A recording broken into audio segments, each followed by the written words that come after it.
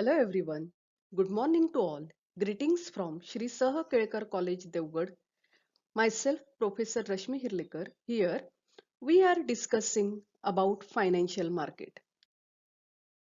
Outcome of this lecture. In today's lecture, we will discuss about structure of Indian financial system. Indian financial system is divided in two parts, namely banking financial institutions and non-banking financial institutions.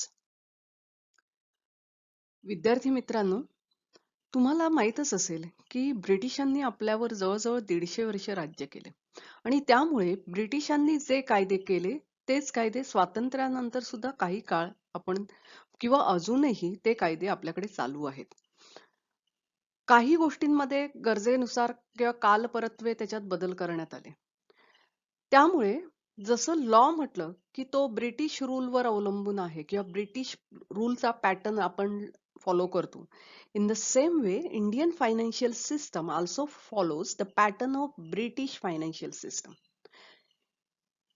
In British financial system, it is mainly divided into two parts: banking financial institution and non-banking financial institution.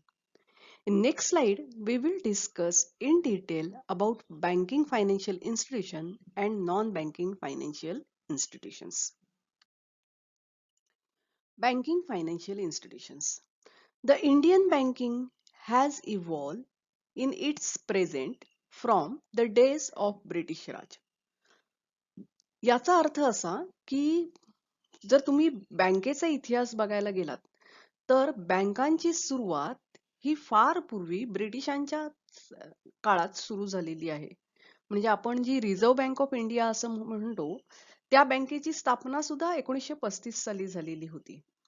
तर ह्या सर्व बँका ब्रिटिशांच्या काळात सुरू झाल्या. The structure and pattern of banking are largely based on British banking system, which is largely branching banking. याचा अर्थ असा की म्हणजे एक तर तुम्हाला कळलंच असेल की ह्याचं स्ट्रक्चर आणि पॅटर्न हे largely based on British banking system.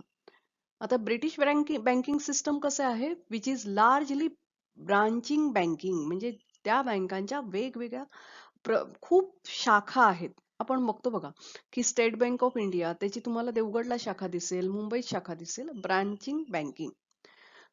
Commercial banks in India were started during latter of the 19th century, latter half of the 19th century.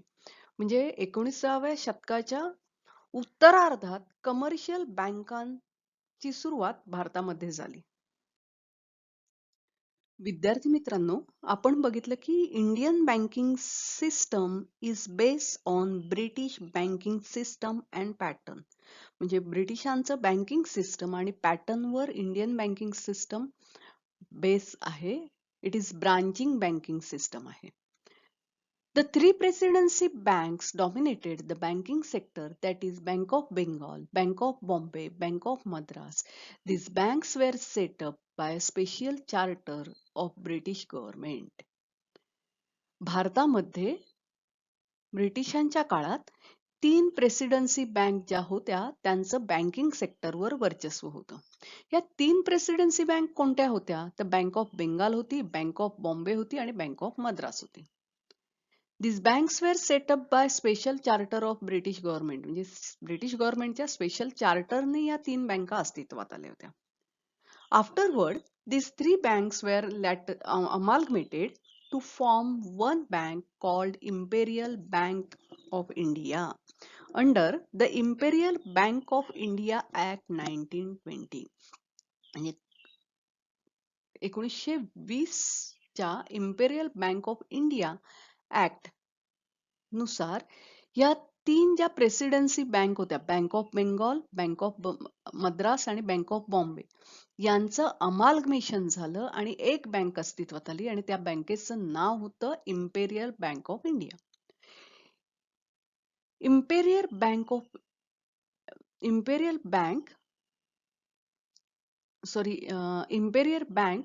carried on the business of commercial banking as well as manage the public debt office of central and state government.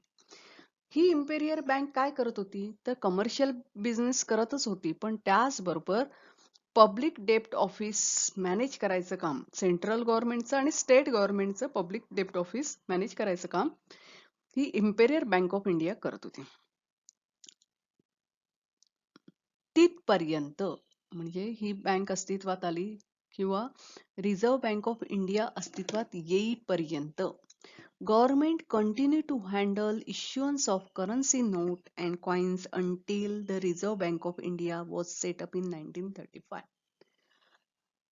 आपल्याला सगळ्यांनाच माहिती आहे की reserve bank of India currency notes coins छापायचं काम reserve bank of इंडियाकडे आहे. तर Reserve bank of India अस्तित्वात यायच्या अगोदर म्हणजे अस्तित्वात येईपर्यंत government continue to handle issuance of currency notes and coins. Government currency note आणि कॉइन्स इश्यू करायचं काम करत होतं. The second half 19th century saw the establishment of number of private sector banks such as Bank of Baroda, Allahabad Bank, Punjab National Bank. At that time, there were indiscriminate growth of smaller banks in private sector. These banks were set up by merchants and traders who combined trading with banking. This leads to series of failure of bank. म्हणजे 19व्या शतकाच्या उत्तरार्धात establishment of number of private sector bank म्हणजे अनेक private sector bank अस्तित्वात आल्या, जसे की bank of Baroda असेल, अलाहाबाद बँक असेल, पंजाब नॅशनल बँक, अशा अनेक प्रायव्हेट सेक्टर बँक अस्तित्वात आल्या. त्यावेळेला there was indiscriminate growth of smaller banks in private sector. मुळात प्रायव्हेट सेक्टर मध्ये प्रचंड वाढ झाली होती छोट्या छोट्या बँकांची. These banks were set up by merchant and traders. जे मर्चंट होते, ट्रेडर्स होते, त्यांनी या बँकांची उभारणी केली होती. हू कंबाईन ट्रेडिंग अँड बँकिंग म्हणजे व्यापार करायचं आणि बँकिंगही करायचं. तर कशासाठी? एक तर त्यांच्या व्यापाराला सुद्धा त्याचा उपयोग होतो आणि पुन्हा एक नवीन व्यवसाय याने अनेक छोट्या छोट्या बँका अस्तित्वात आल्या होत्या. This leads to series of failure of banks. आणि याचा परिणाम असा झाला की जशा त्या अस्तित्वात आल्या प्रायव्हेट सेक्टर बँक मोठ्या प्रमाणावर स्थापन केल्या गेल्या, तशाच काही कालावधीनंतर दे फेल्युअर म्हणजे त्या बंद पडल्या किंवा तोट्यात गेल्या आणि बंद पडल्या. असं विद्यार्थी मित्रांनो, आपण बघितलं की 19व्या शतकाच्या उत्तरार्धात या अनेक प्रायव्हेट सेक्टर मधल्या बँका अस्तित्वात आल्या. ट्रेडर्स, मर्चंट यांनी आपल्या व्यवसायाबरोबर प्रायव्हेट सेक्टर बँक सुरू केल्या. त्या जशा म्हणजे आपण म्हणतो ना की भूछत्र जशी पावसाळ्यात उगवतात आणि पाऊस गेल्यानंतर नाहीशी होतात, त्याप्रमाणे या बँका अस्तित्वात आल्या आणि संपल्या. का अशा संपल्या? तर त्याची काही महत्वाची कारणं. Some of the important causes of bank failure during the period were incompetent managers and directors. म्हणजे मॅनेजर आणि डायरेक्टर जे होते ते इनकॉम्पिटंट होते. सेकंड, कट थ्रोट कॉम्पिटिशन होती. Third, unplanned investment. Fourth, large proportion of deposit in industrial development. यावेळेला traders आणि merchant यांनी बँका सुरू केल्या, तर साहजिकच आहे लार्ज प्रपोर्शन ऑफ डिपॉझिट कुठे झालं? इंडस्ट्रियल डेव्हलपमेंट मध्ये झालं. अँड स्पेक्युलेटिव्ह डिलिंग, स्पेक्युलेटिव्ह म्हणजे सट्टेबाजी, ही सगळी यामध्ये होती आणि ह्यामुळे या काही कारणांमुळे या बँका अयशस्वी ठरल्या. तर विद्यार्थी मित्रांनो, आपण बघितलं की अनेक प्रायव्हेट सेक्टर बँका अस्तित्वात आल्या and they become failure. The strengthening of banking system took place after establishment of Reserve Bank of India in 1935, as it was empowered to regulate banking money, issue of directives, inspection, merger, amalgamation in terms of provisions of Banking Companies Act 1949, which later came to be known as Banking Regulation Act 1949. बँकांचं सक्षमीकरण reserve bank of India ची त्या स्थापनेनंतर सुरू झालं. तर याचं कारण म्हणजे अगदी रिझर्व्ह बँक ऑफ इंडियाची स्थापना झाली आणि सुरू झालं, याचं कारण काय होतं, तर Reserve bank of India was empowered to regulate the banking money issue of directives, inspection, merger, amalgamation in terms of provisions. म्हणजे रिझर्व्ह बँक ऑफ इंडियाला अधिकार देण्यात आले की रिझर्व्ह बँकेने या बँकिंग मनीचं रेग्युलेशन करायचं, डायरेक्टिव्ह इश्यू करायचे, इन्स्पेक्शन करायचं सर्व बँकांचं, मर्जर अमाल्गमेशनशी रिलेटेड ज्या टर्म्स आहेत, प्रोव्हिजन्स आहेत, त्या तयार करायच्या. आणि हा अधिकार म्हणजे कोणत्या ह्याच्यानुसार आला, बँकिंग कंपनीज ऍक्ट 1949. हाच ऍक्ट नंतर बँकिंग रेग्युलेशन ऍक्ट 1949 म्हणून आपल्याला सगळ्यांना माहिती आहे. आपण त्याला बँकिंग रेग्युलेशन ऍक्ट 1949 असं म्हणतो. तर विद्यार्थी मित्रांनो, आता आपण इंडियन फायनान्शियल सिस्टम जे आहे त्याच्या स्ट्रक्चर विषयी चर्चा करत होतो. आणि हे स्ट्रक्चर बँकिंग आणि नॉन बँकिंग फायनान्शियल इन्स्टिट्यूशन मध्ये विभागलेलं आहे हे आपण बघितलं. त्यातल्या बँकिंग फायनान्शियल इन्स्टिट्यूशन याविषयी आपण इथे विचार करत होतो. तर बँकिंग फायनान्शियल इन्स्टिट्यूशन्स ज्या आहेत त्या ब्रिटिश काळात अस्तित्वात आल्या. ब्रिटिशांच्या काळात bank of Madras, bank of Bengal आणि बँक ऑफ बॉम्बे या 3 बँका ज्या होत्या त्यांचं अमाल्गमेशन झालं आणि इम्पेरियल बँक ऑफ इंडिया अस्तित्वात आली. ती imperial bank of India act 1920 च्या नुसार. तर ही जी इम्पेरियल बँक जी आहे ती बँक काय करत होती, तर कमर्शियल ऍक्टिव्हिटीज करत होतीच, त्याचबरोबर स्टेट गव्हर्नमेंट आणि सेंट्रल गव्हर्नमेंटचं डेप्ट ऑफिस सांभाळण्याचं काम करत होती. पण नोट इश्यू करणं, करन्सी नोट्स आणि कॉइन्स इश्यू करायचं काम गव्हर्नमेंटच करत होतं रिझर्व्ह बँक ऑफ इंडिया अस्तित्वात येईपर्यंत.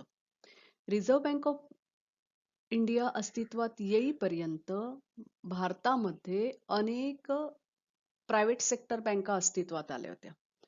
ह्या प्रायव्हेट सेक्टर बँका ज्या अस्तित्वात आल्या होत्या त्या अनेक ट्रेडर्स आणि मर्चंट्स यांनी स्थापन केलेल्या होत्या. ते स्वतःचा ट्रेडिंगचा व्यवसाय करत असतानाच बँकिंग व्यवसाय सुद्धा करत होते. आणि त्यामुळे या ज्या बँका होत्या या बऱ्याचशा नंतर बंद झाल्या किंवा अयशस्वी झाल्या. त्याची कारणं होती की त्यांचे जे मॅनेजर्स किंवा डायरेक्टर्स होते ते इनकॉम्पिटन्स होते, कट थ्रोट कॉम्पिटिशन होती, कारण खूप बँका अस्तित्वात आल्या होत्या, अनप्लान इन्व्हेस्टमेंट होत होती या बँकांकडनं, large proportion of deposits in industrial investment, मोठ्या प्रमाणावर इंडस्ट्रियल इन्व्हेस्टमेंट होत होती, आणि स्पेक्युलेटिव्ह डीलिंग्स ही काही कारणं होती. या प्रायव्हेट सेक्टर बँका जशा अस्तित्वात आल्या तशाच संपल्या. 1935 मध्ये रिझर्व्ह बँक ऑफ इंडिया अस्तित्वात आली आणि रिझर्व्ह बँक ऑफ इंडियाला सेंट्रल बँक म्हणून दर्जा दिला गेला आणि रिझर्व्ह बँक ऑफ इंडियाने बँकिंग रेग्युलेशन ऍक्ट 1949 नुसार देशातल्या सर्व बँकांवर सुपरविजन करणं, त्यांच्या अमाल्गमेशन किंवा मर्जर याविषयी त्यांना मार्गदर्शन करणं, त्यांना डायरेक्टिव्ह देणं हे काम सुरू केलं आणि बँकिंग सेक्टरला एक चांगलं वळण लागलं. Students, till now we have discussed about banking financial institutions. Now we will discuss about non-banking financial institution. Non-banking financial institution is a financial institution that does not have full banking license or is not supervised by national or international banking regulation agency. म्हणजे non banking financial institution अशा financial इन्स्टिट्यूशनना म्हटलं जातं की ज्यांच्याकडे फुल banking licence नाहीये, की ज्यांच्या आणि ज्या नॅशनल किंवा इंटरनॅशनल बँकिंग रेग्युलेशन एजन्सी कडून सुपरवाइज केल्या जात नाही, which are not supervise by national and international banking regulation agencies. NBFIs, non-banking financial institutions, facilitate bank-related financial services. काय करतात या? त्या बँक रिलेटेड फायनान्शियल सर्व्हिसेस देतात, such as investment, risk pooling, contractual savings, market broking etcetera. Example of these include non banking financial institutions कोणत्या आहेत? तर insurance firms आहेत, pawn shops, cashier cheque इश्युअर्स, check cashing location, payday lending, currency exchange, microloan organization. Alana Greenspan has identified the role of non-banking financial institution in strengthening of the economy. म्हणजे non banking financial इन्स्टिट्यूशनचा सुद्धा role आहे strengthening of the economy as they provide multiple alternatives to transform economic saving to capital. जसं banking institution वेगवेगळे alternative provide करतं, तसंच non banking financial institutions also provides multiple alternative to transform national savings into capital investment, which act as a backup facilities should the primary form of intermediation fail. Operation of non-banking financial institutions are often covered under countries' banking regulations. तर विद्यार्थी मित्रांनो, आज आपण Indian financial सेक्टरच्या structure विषयी विचार केला. Indian financial sector म्हणजे structure हे बँकिंग आणि नॉन बँकिंग फायनान्शियल इन्स्टिट्यूशन मध्ये डिवाइड झालेलं आहे. So thank you for today. Happy learning to you. Stay home. Stay safe. Thank you.